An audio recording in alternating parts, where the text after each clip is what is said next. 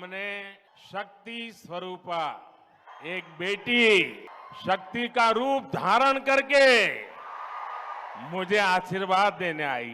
उधर भी एक बेटी देखिए शक्ति स्वरूपा बन के मुझे आशीर्वाद देने आई है। और इधर देखिए इतनी माताएं बहनें शक्ति स्वरूपा आज मोदी को आशीर्वाद दे रही है।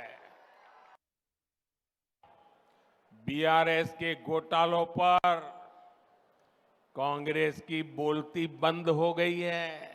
कालेश्वरम स्कैम के अरबों रुपए कहां चले गए, कांग्रेस में कोई इसका जवाब नहीं मांग रहा है। और कांग्रेस जो सैकड़ों वादे करके सरकार में आई थी वो क्यों पूरे नहीं हो रहे हैं? को लूटने वालों को छोड़ेगा नहीं की गारंटी है। ईदी मोदी गारंटी।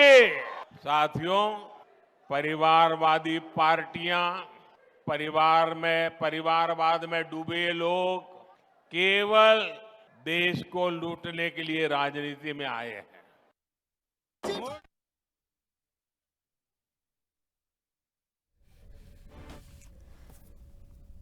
జగిత్యాలలో బీజేపీ విజయ సంకల్ప సభలో ప్రధాని మోదీ పాల్గొన్నారు. మే 13న తెలంగాణ ప్రజలు కొత్త చరిత్రను లిఖించబోతున్నారని, ఇక ఈ ఎన్నికల్లో కాంగ్రెస్ బీఆర్ఎస్ కొట్టుకుపోవటం ఖాయమన్నారు ప్రధాని మోదీ. అలాగే బీజేపీకి ఓటు వేయాలి, 400 సీట్లు దాటాలని ప్రజలకు పిలుపునిచ్చారు. 3 రోజులు రెండోసారి నేను తెలంగాణకు వచ్చాను, తెలంగాణను అభివృద్ధి పదంలో నడిపించడమే నా ధ్యేయం అని చెప్పేసి అన్నారు. దేశాన్ని దోచుకునేందుకే కుటుంబ పార్టీలు అన్నవి ఉన్నాయి, లక్షల కోట్ల స్కామ్లు కుటుంబ పార్టీల హయాంలోనే జరిగాయి.